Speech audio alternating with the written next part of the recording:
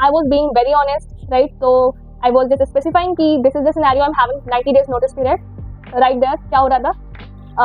As if HR or recruiter say they will get back to you, but never they are going to get back, right? तो ये Hi everyone, I hope कि आप सब लोग अच्छे होगे, बढ़िया होगे. फेस्टिवल का टाइम था तो आई होप कि अच्छे से आपने सेलिब्रेट किया होगा. तो गाइज अगर चैनल पर नए हो या चैनल को अभी तक सब्सक्राइब नहीं किया है तो चैनल को सब्सक्राइब कर देना. मेरे लिए काफी एक सोर्स ऑफ मोटिवेशन हो जाएगा ये चीज, एंड आपके लिए भी हेल्पफुल होगा होपफुली. एंड अगर आप चाहो तो मुझे दूसरे प्लेटफॉर्म्स पर भी फॉलो कर सकते हो, लिंक जो है वो डिस्क्रिप्शन में दिया हुआ है, राइट? तो अभी कुछ दिन पहले मुझे प्रीति का पिंग आया था लिंक्डइन पे, राइट? तो एक्चुअली ये 2 साल एक्सपीरियंस है एंड अभी अपना फर्स्ट स्विच करना चाह रही है. तो काफी सारे क्वेरीज थे इनके एंड लकली हमारा डोमेन भी सेम था, like I am from Java domain and she is also from the same only. तो काफी सारे क्वेरीज एंड डाउट्स थे इनके जो कि हमने डिस्कस किए and I try to sort it out, right? But then I thought कि आपको भी सिमिलर काइंड ऑफ क्वेरीज होंगी, आपको भी सिमिलर काइंड ऑफ डाउट्स होंगे एंड मुझे भी थे obviously when I was about to make my first switch. तो इस वीडियो में हम ऐसे ही कुछ जेनेरिक क्वेश्चंस एंड कुछ डोमेन स्पेसिफिक क्वेश्चंस जो कि हो गए like as if I am from Java domain तो I will be talking about the important topics and things that you can prepare for the same, and कुछ generic questions जैसे कि हो गया फर्स्ट ऑफ ऑल कि अगर आप तैयार भी हो, अपॉर्चुनिटीज मिलना, राइट? अपॉर्चुनिटीज मिलना, आपका 90 डेज पीरियड नोटिस पीरियड कैसे हैंडल करेंगे, राइट? कैसे रिक्रूटर्स को रीच आउट करें लिंक्डइन पर, right? And interview preparation, salary negotiation, factors to consider before joining a company. तो ऐसे ही कुछ generic and domain specific questions के बारे में हम बात कर रहे होंगे. तो नो मैटर आप किसी भी डोमेन से हो, आई होप कि वीडियो हेल्पफुल रहेगा. तो make sure to be with me till the end of this video. Also time stamp added है, तो जिस भी पार्ट में या जो भी स्पेसिफिक क्वेश्चन के बारे में आप जानना चाहते हो you can directly switch to that part. So with that note let's get started. Okay, so first thing is getting the opportunities. Let's say कि आपकी प्रिपरेशन हो गई है या यू आर थिंकिंग कि okay I am fully prepared. Well let me correct myself, we are never fully prepared. Okay, तो let's say अगर आपको कॉन्फिडेंस ऐसा लग रहा है कि ठीक है कि now it's the time to appear for the interviews and you are applying for the opportunities but you are not hearing back, right? आप काफी जगह अप्लाई कर रहे हो बट कहीं से रिस्पॉन्स नहीं आ रहा है, कोई रिवर्ट बैक नहीं आ रहा है, then all your efforts they are going to waste, right? तो what can be the reason for the same, right? वो चीज फिगर आउट करनी रहती है. सबसे पहले तो रीजन हो सकता है कि आपका जो रिज्यूमे है that needs to be tailored, that needs to be modified, right? Next thing could be कि आप करियर पोर्टल से अप्लाई कर रहे हो, तो करियर पोर्टल से अप्लाई करना is not a problem but competition बहुत ज्यादा हो जाता है, राइट? क्योंकि अगर लेट्स से एक पर्टिकुलर ओपनिंग के लिए काफी सारे लोगों ने अप्लाई किया है तो कंपटीशन बहुत ज्यादा हो जाता है. That's why it is advised कि आप रेफरल ले लो. रेफरल ले लो कहाँ से? लिंक्डइन से रेफरल ले लो. तो लिंक्डइन पर एक्टिव होना बहुत जरूरी है. I mention this in each and every video of mine most of the time कि लिंक्डइन पर एक्टिव रहो. अपने डोमेन स्पेसिफिक कनेक्शन या मतलब ऐसे कनेक्शन आप बनाओ जो कि आपको लग रहे हैं कि हाँ आपके लिए हेल्पफुल हो सकते हैं, आप कुछ सीखने वाले हो इनसे. एक्टिव रहो, कनेक्शंस बनाओ, वहां से आपको अपॉर्चुनिटीज के बारे में भी पता चलेगा, राइट? क्योंकि काफी सारे रिक्रूटर्स होते हैं और जो भी कैंडिडेट्स होते हैं वो मेंशन कर रहे होते हैं अपनी कंपनीज के रेफरल के बारे में, तो बहुत ही हेल्पफुल रहेगा आपके लिए. तो लिंक्डइन से जाके आप रेफरल ले सकते हो ना. यहाँ पे भी क्या प्रॉब्लम हो जाती है कि you are reaching out to the people and you are just mentioning hi hello, right? तो परहैप्स आपका मैसेज इग्नोर होने के चांसेस बहुत हैं. तो whatever you have to say just put in a specific message. एक ही message में मेंशन कर दो कि आप अपॉर्चुनिटीज देख रहे हो and this is the role you are interested in. की जो भी कोई आपको ओपनिंग दिखी हो, लेट्स से कोई भी XYZ कंपनी की, तो आप उसके उनके एम्प्लॉयज को रीच आउट कर रहे हो तो आप मेंशन कर दो एंड मेंशन कर दो कि कैसे आपके स्किल्स जो है इस रोल से अलाइन करते हैं, आपको कितने साल का एक्सपीरियंस है, राइट? तो इससे क्या होता है आपको रिवर्ट बैक मिलने के, आपको रिस्पॉन्स मिलने के चांसेस बढ़ जाते हैं.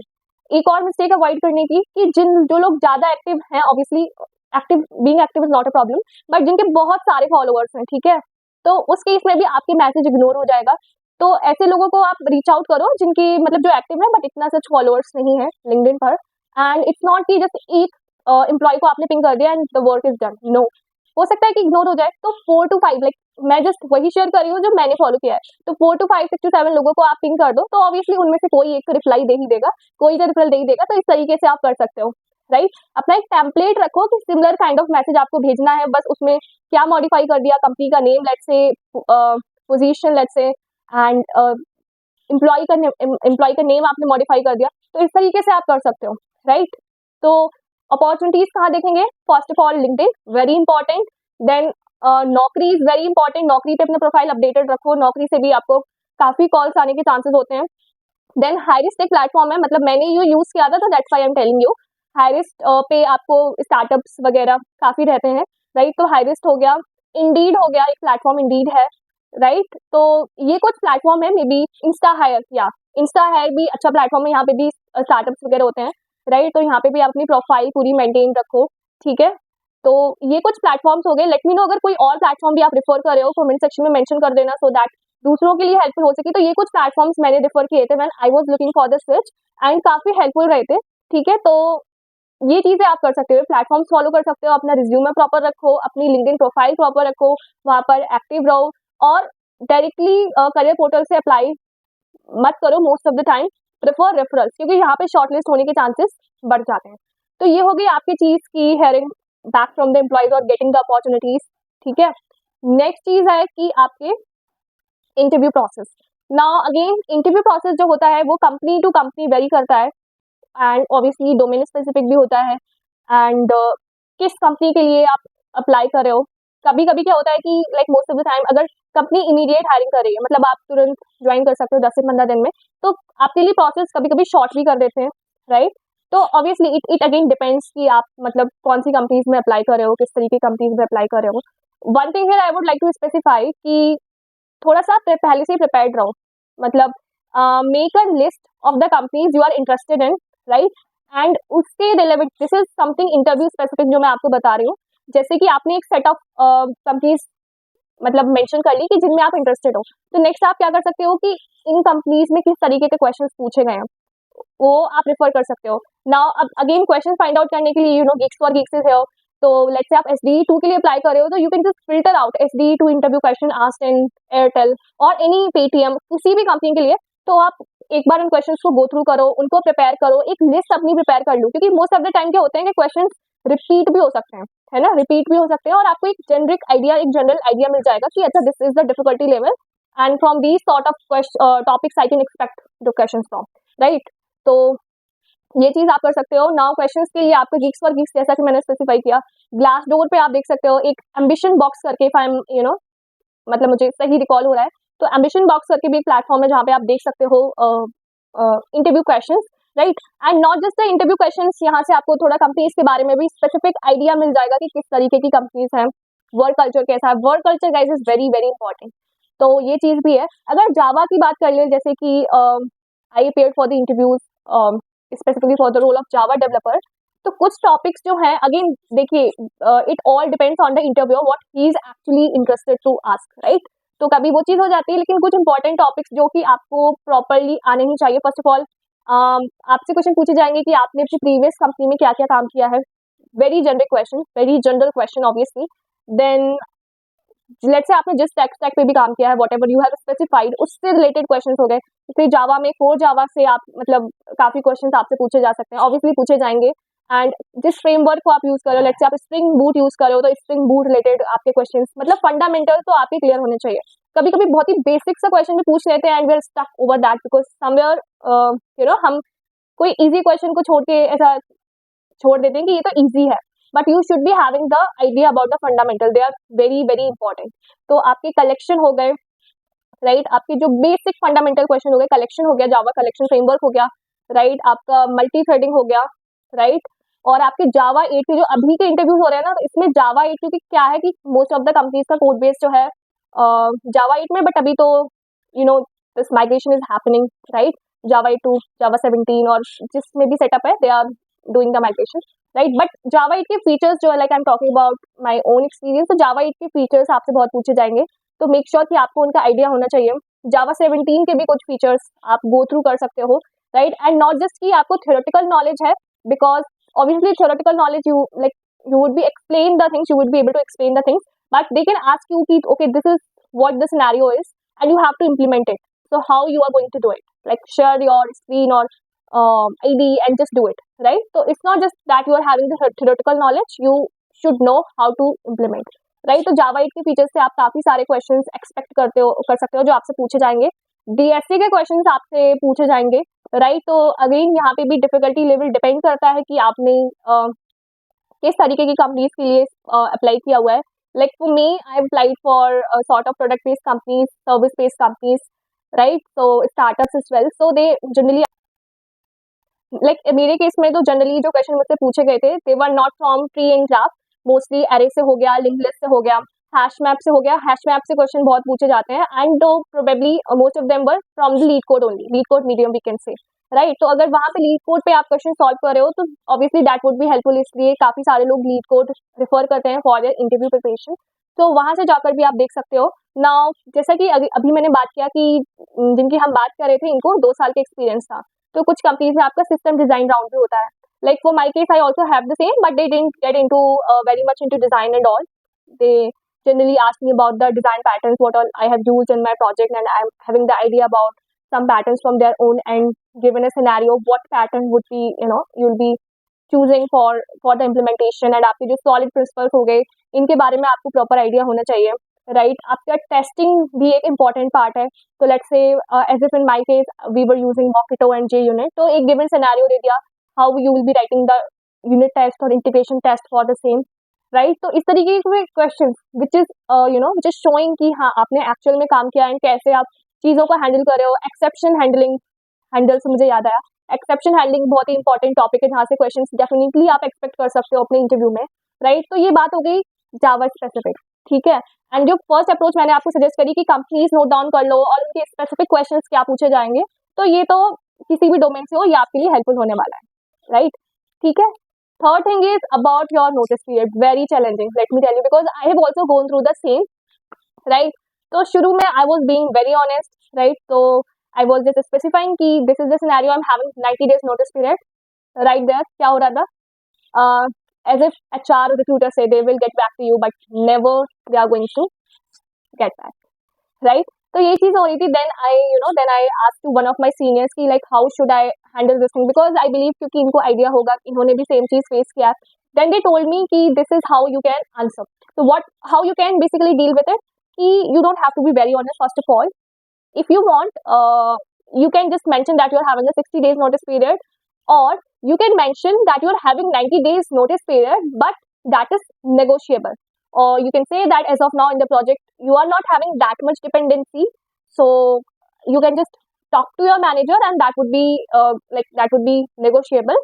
So things can work accordingly in this way. If once I get the offer, I can have a discussion about the same, even though it is not negotiable, right? क्योंकि काफी companies में negotiable नहीं होता है, but you have to tell them in this way, right. And एक बार अगर आप अगर आप इंटरव्यूज दे देते हो and let's say you have performed well in the interviews, तो काफी कंपनीज जो होती है वो आपका वेट कर लेती है। लेट्स से अगर 2 महीने कर लिया तो 1 महीने और definitely they will wait for you. Most of the cases में ऐसा ही हो जाता है।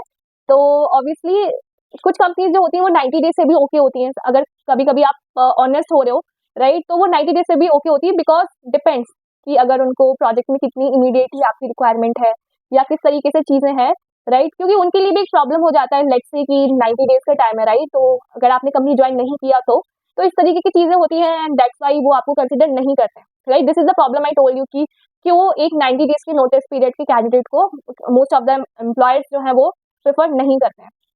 So that's why you don't have to be that much honest with them first of all. So this is the thing that you can follow, the approach that I just told you can follow that, right? Fine. So I hope I have answered this question too. Let's hop on to our next thing. Negotiation, salary negotiation. Now this is a very important part, and obviously there is nothing wrong to ask what you actually deserve. So now let's say you are having multiple offers and there is one specific company that you actually want to work with, or let me call you it as your dream company maybe, right? But this is somewhere offering less what you are having from other companies. Then what to do? Are you going to say, okay, you are paying me very less, I'm having other offers which are paying me way better what you are offering? Is this the way? Well, no, right? You have to be very professional. You have to show that how much interested you are to join that XYZ company. But one thing that is a topic of concern for you is the package being offered. So you can be professional, you can mention that you generally want to be a part of the team, and how the role they are offering is aligning with your skill set. You are finding it a right way.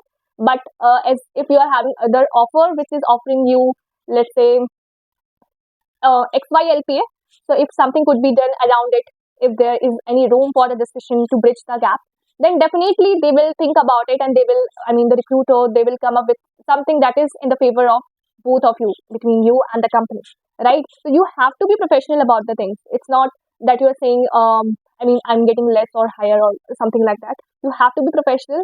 And even if you are having multiple offers, you cannot join multiple companies. Obviously, you'll be going with the one only.